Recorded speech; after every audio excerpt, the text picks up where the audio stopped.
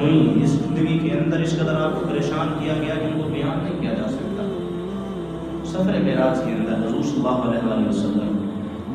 جب معراج کے سفر کے لیے جا رہے تھے تو حضرت جبرائیل امین حضور صلی اللہ علیہ وآلہ وسلم کے ساتھ،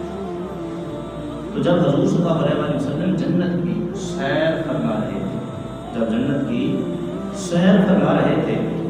تو جو جنت کی حوریں تھیں، اب حضور صلی اللہ علیہ وآلہ وسلم آسمانوں پہ آئے ہوں تو ہر طرف خوشی اور ہر طرف سے جو رنگینی کا ماحول تھا، ہر ایک خوشیاں منا رہے ہیں کہ امام الانبیاء تاجدار کائنات جو ہے وہ یہاں پہ تشریف لے کے آئے۔ تو حضور صلی اللہ علیہ وآلہ وسلم جب جنت کی سیر فرما رہے تھے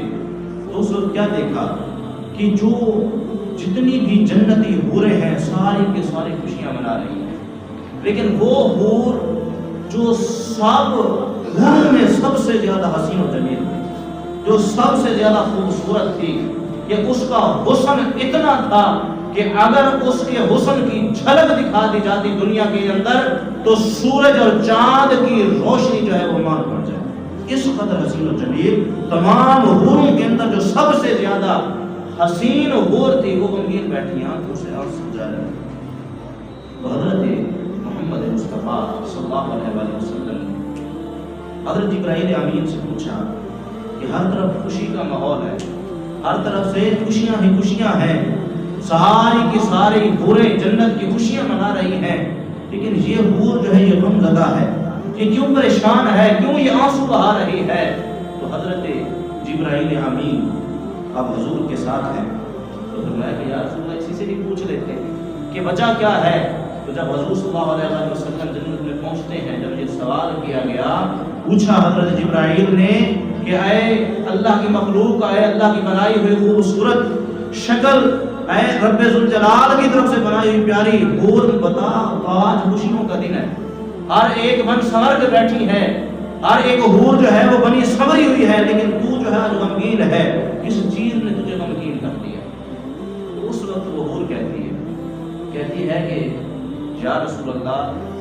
مجھے پتا ہے کہ آپ آنے والے ہیں، ہر ایک آپ کی آنے کی خوشیاں منا رہے ہیں، ہر ایک آپ کے آنے پہ خوش ہیں، یا رسول اللہ ہر ایک آپ سے کلام کرنا چاہتا ہے، ہر ایک آپ کا دیدار کرنا چاہتا ہے، اور میں بھی آپ کا دیدار کرنا چاہتی تھی اور آپ سے دیدار ہو گیا یا رسول اللہ، لیکن پریشان میں اس وجہ سے ہوں، غمگین اس وجہ سے ہوں کہ میں اس پوری جنت میں تمام حوروں کی سردار ہوں، میرا حسن با کمال ہے کہ میں اتنی حسین ہوں، اتنا رب ذوالجلال نے مجھے حسن عطا فرمایا کہ چاند اور سورج کی بینائی جو ہے، جو ان کی روشنی ہے وہ میرے سامنے جو ہے وہ ماند پڑ جائے۔ تو حضور نے پوچھا کہ پھر آج کے دن مایوسی کیوں، آج کے دن چہرے کے اوپر جو ہے مایوسی کیوں آنسو جاری ہے؟ تو اس وقت جو ہے اس حضور نے جواب دیا، کہا کہ یا رسول اللہ اس غمگینی کی وجہ یہ ہے، پریشانی کی وجہ یہ ہے کہ میں اتنی خوبصورت، اتنی حسین و جمیل ہوں، رب نے مجھے اتنا حسن عطا فرمایا، تو میں تمام حوروں کے اندر سب سے اعلیٰ ہوں، سب سے افضل ہوں ہر لحاظ سے، لیکن ایک دن میرے دل میں خیال آیا کہ رب نے مجھے اتنا حسین بنایا، رب نے مجھے اتنا خوبصورت بنایا، تمام حوروں میں تمام سے سب سے افضل بنایا، تو میرے دل میں یہ خیال آیا کہ مجھے اتنا رب نے حسین بنایا، اتنا خوبصورت بنایا، تو جب جنت کے اندر لوگ آئیں گے تو میرے جو حق کے اندر، جو میں جس کے حق میں جانے والی ہوں، جو میرا شوہر بنے گا، کہ جس کے حصے میں میں جانے والی ہوں، وہ شخص کیسا ہے، وہ کون سا شخص ہے خوش نصیب کہ اتنی حسین و جمیل تمام حوروں کی سردار جو ہے اس مرد کے جو ہے وہ حصے میں جائے گی۔ تو میں رب ذوالجلال کے دربار میں عرض کی کہ رب ذوالجلال مجھے اس کا چہرہ ہی دکھا دے، مجھے اس کا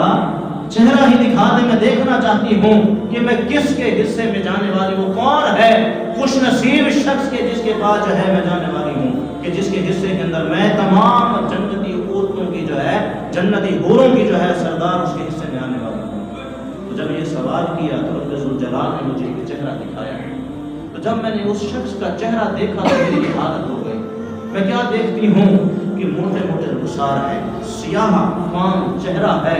اور چپٹی جو ہے اس کی جو ہے وہ گالیں ہیں، بڑے بڑے رخسار ہیں، اور چہرہ بڑا عجیب ہے، سیاہ رنگت ہے۔ جب میں نے اس شخص کو دیکھا تو میرے اوپر مایوسی طاری ہو گئی، میں پریشان ہو گئی، رونے لگی کہ کون سی ایسی بات ہو گئی کہ میں اتنی حسین ہوں، اتنی جمیل ہوں کہ جو اس شخص کے حصے میں میں جا رہی ہوں اس کے رخسار دیکھو تو اس قدر موٹے موٹے، اس کی آنکھیں دیکھو تو اس قدر موٹی موٹی کہ اس کی گالیں دیکھو تو اس طرح سے ابھری ہوئی ہیں۔ فرمایا کہ میں اس کی شکل کو دیکھ کر اس دن سے جو ہے میں پریشان ہو گئی، آخر وہ شخص کون ہے کہ جس کے حصے کے اندر اتنی حسین و جمیل عورت جو ہے وہ چلی گئی، اتنی حسین و جمیل حور جو ہے اس کے حصے کے اندر آ گئی۔ بس اسی وجہ سے میں غمزدہ ہو گئی، اس وجہ سے آنسو جاری۔ تو جب یہ الفاظ کہے تو حضور صلی اللہ علیہ وسلم کا چہرہ زرد ہو گیا، پیارے محبوب علیہ السلام کا چہرہ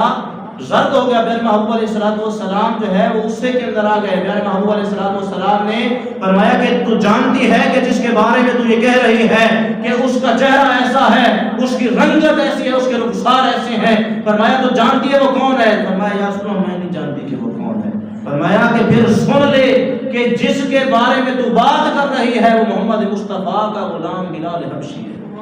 وہ میرا غلام، میرا سب سے زیادہ جو عزیز جو ہے وہ فرمایا میرا غلام بلال حبشی ہے۔ کیا تو اس کے بارے میں بات کر رہی ہے کہ جس نے کائنات کے اندر اتنی تکلیفیں برداشت کی، کائنات کے اندر اتنے ظلم برداشت کیے، کیا تو اس کے بارے میں بات کر رہی ہے؟ تو جب یہ الفاظ کہے تو فرمایا کیا تو جانتی ہے کہ اس کا مقام و مرتبہ کیا ہے؟ بلال چلتا جنت میں ہے، قدموں کی آہٹ زمین پہ سنائی دی۔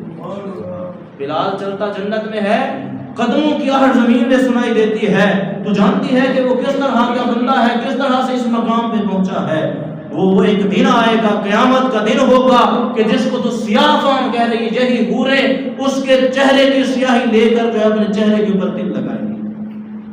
اور اپنی خوبصورتی کے اندر اضافہ کریں گی۔ تو جب یہ خصوصیت کو سنا، خصوصیات حضرت بلال کو سنا، تو وہ حور جو ہے اس کی ساری غمگینی پریشانی جو ہے وہ جاتی رہی کہ میں کس بندے کے جو ہے وہ حصے میں آنے والی ہوں، کہ وہ محمد مصطفیٰ کا خاص غلام۔ کہ یہ وہ لوگ ہیں کہ جن لوگوں نے دین کے اوپر ثابت قدمی سے جو ہے وہ عمل کیا اور دین کے اوپر ثابت قدم رہے، تکلیفیں برداشت کی، پریشانیاں برداشت کی، مارے کھائیں، لیکن محمد مصطفیٰ کی غلامی کو ترک نہیں کیا۔ تو جس نے محمد مصطفیٰ کی غلامی کو ترک نہیں کیا وہ اس دنیا میں بھی کامیاب ہوا اور آخرت کے اندر بھی رب ذوالجلال کے دربار میں کامیاب ہوا۔